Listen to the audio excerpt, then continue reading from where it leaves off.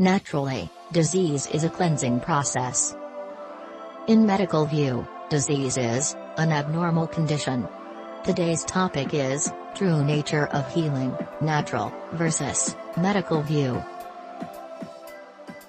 Naturally, when a person is sick, the body automatically releases toxins from our body.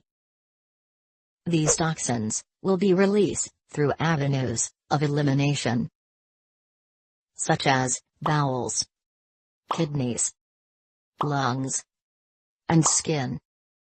For bowels, toxins are released in feces. For kidneys, toxins are released in urine. For lungs, toxins are released in phlegm.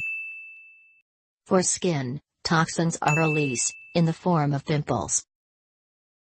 In order to heal sickness, we need to help our body release these toxins by eating raw fruits and vegetables, outdoor exercise to inhale more fresh air, good amount of sleep, 20-minute exposure to sunlight daily, and trusting in heaven to have peace of mind.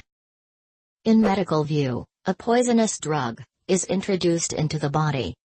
Immediately, the body is aroused.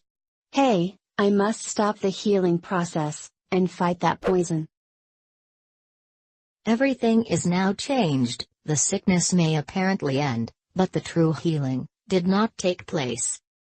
Additional poison, which is the medical drug, are now in the body and will bring you grief at a later time.